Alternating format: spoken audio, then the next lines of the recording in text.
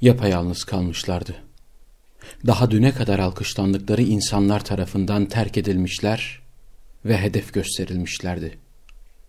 Bir cadı avının tam ortasında, bir kara listenin en başındaydılar.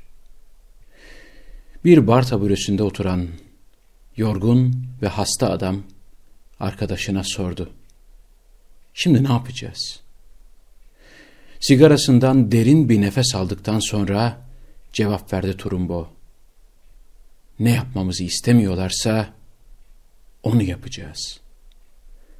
Anlatacaklarım var.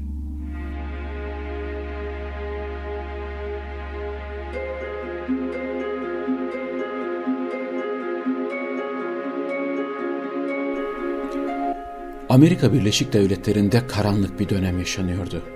McCarthy dönemi. Toplumun her kesiminden binlerce insan cadı avına maruz kalıyor, kara listeye alınıyor, işsiz bırakılıyordu. Öğretmenler, doktorlar, öğrenciler, memurlar, sanatçılar, ihtiyarlar, gençler, kadınlar, adamlar sorgusuz, sualsiz ve delilsiz bir şekilde vatan haini ilan ediliyordu.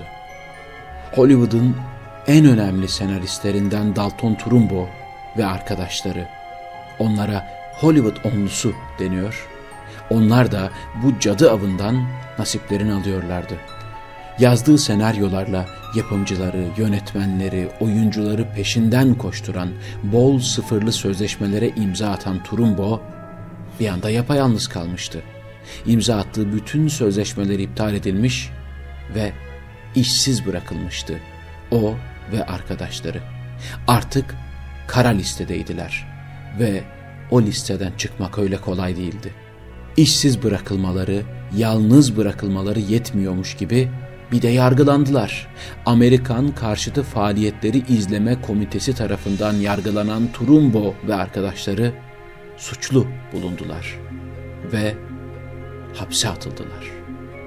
Trumbo cezaevindeyken çok ilginç bir karşılaşma yaşadı. Onları yargılayan, vatan haini olmakla itham eden komitenin başkanı, yolsuzluk ve hırsızlık yaptığı gerekçesiyle tutuklanıp hapse atılmıştı. Yani vatansever başkan hırsız çıkmıştı. "Kadere bak," dedi başkan, "sen ve ben aynı yerdeyiz." Trumbo cevap verdi.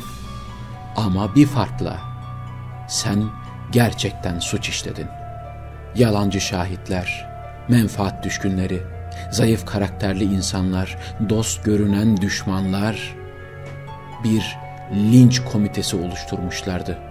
Ve onların eliyle, onların güç birliğiyle binlerce insan açlığa, yokluğa ve yalnızlığa mahkum edilmişlerdi. İşlerini kaybedenler, özgürlüklerini kaybedenler ve hayatlarını kaybedenler vardı. Trumbo cezaevinden çıktıktan sonra hem kendisi hem de arkadaşları için bir çıkış yolu bulmaya çabaladı.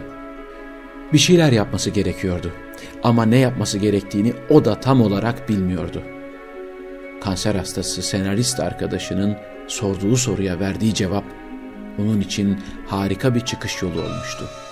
Ne yapmamızı istemiyorlarsa onu yapacağız. Yazacağız. Ama bu nasıl olacaktı? Trumbo ile çalışmaya kimse cesaret edemiyordu. Zaten büyük bir kesim onu hain olarak görüyor.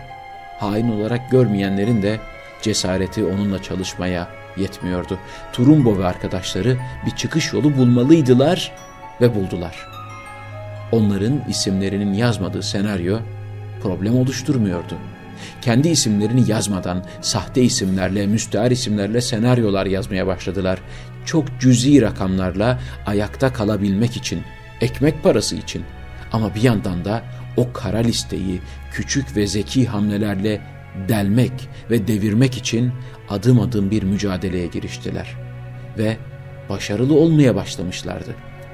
İşte o senaryolardan birisi, Trumbo'nun yazdığı Roma Tatili filmi Oscar ödülü kazandı. Şaşırtıcı bir durumdu ama filmin üzerinde Trumbo'nun adı değil, bir arkadaşının adı yazıyordu. Trumbo'nun daha sonra yazdığı The Brave One filmi de Oscar ödülü kazandı. Bu sefer de filmin üzerinde sahte bir isim yazıyordu. Bir yandan da dedikodular yayılmaya başladı. Roma Tatili ve The Brave One filmini yazanın Trumbo olduğu söylentileri yayıldı Hollywood sokaklarında. Bunu duyan linç sevdalıları boykot çağrısı yapmaya başladılar. Trumbo'yla çalışma ihtimali olan yapımcılara, yönetmenlere baskı kurmaya başladılar. Trumbo'nun hikayesinde ailesinin çok ayrı bir yeri var. Eşi ve çocukları o zorlu mücadelede 13 yıl süren o kara liste, o cadı avı yıllarında Trumbo'nun arkasında sapasağlam durdular.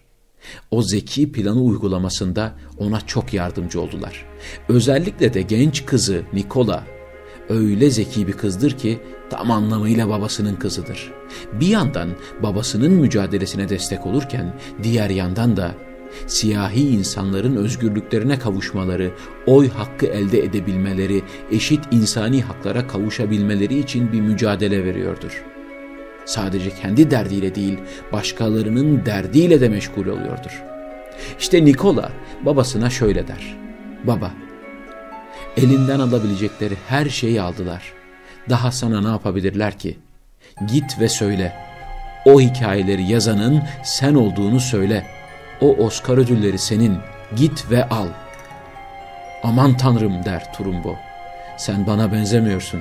Sen benden de betersin." Ve kızının dediğini yapar. "Evet," der. "O senaryoları ben yazdım." Sorarlar Trumbo'ya: "Oscar ödüllerini alırsam ne hissedeceksin?" O küçük, değersiz, altın heykelcik benim için hiçbir şey ifade etmiyor. Çünkü onun üzerinde arkadaşlarımın kanı var. Ama eğer almayı başarırsam o ödülleri küçük kızıma götüreceğim. Bütün bunlar başladığında o henüz 3 yaşındaydı. Şimdi 13 yaşında. 10 yıldır oyun oynadığı arkadaşlarına babasının ne iş yaptığını ve babasının ismini söyleyemedi. Oscar ödülünü alıp onun yanına gidebilirsem "Kızım," diyeceğim. "İsmimizi geri kazandık." Bütün bunlar olur ama kara liste hala devrilmemiş, yırtılmamıştır. İşte o günlerin birinde Trumbo ailesinin kapısı çalar. Kapıda o dönemin en önemli aktörlerinden birisi Kirk Douglas vardır. Elinde de kalın bir senaryo. Trumbo'dan bu senaryoyu adam etmesini ister. İçeride bir yerde güzel bir hikaye var. Onu bul ve çıkar. Filmin adı Spartaküs. Trumbo gerçekten güzel bir hikaye yazar. Film çekilmeye başlanır. Bu arada da filmin senaryosunu yazanın Trumbo olduğu iddiaları duyulunca linç heyeti eylemler yapar. Baskı oluşturmaya çalışırlar. Eğer filmi yazan Trumbo'ysa ve filmin afişinde bir yerlerde Trumbo'nun adı yazarsa filmi boykot ederiz. Bütün Amerika'da filmi boykot ederiz ve hiç kimseye izlettirmeyiz derler. Film çekilir, biter. Vizyon tarihine çok az bir süre kala Kirk Douglas basın bültenine şöyle bir cümlenin eklenmesini ister: "Spartaküs filminin senaryosu Dalton Trumbo tarafından yazılmıştır." Ve filmin afişinde Trumbo'nun adı yazar. Beyaz perdede Trumbo'nun adı görünür. 13 yıl sonra Trumbo ilk kez adını beyaz perdede görür. Bir yandan da protestolar devam etmektedir. İşte Spartaküs filmi vizyondayken yeni başkan Kennedy gider filmi izler. Filmden sonra bir de açıklama yapar. "İzledim, çok güzel film. Çok güzel gişe yapacağına eminim," der. Ve kara liste yırtılır. Boykot delinir. Geride kalan 13 yılda insanlar ne acılar yaşadılar, neler çektiler kim bilir. Tam olarak anlamamız, hissedebilmemiz mümkün değil. Ama bildiğimiz bir şey var. O da Trumbo'nun işe yarayan taktiği. Ne yapmamızı istemiyorlarsa onu yapacağız.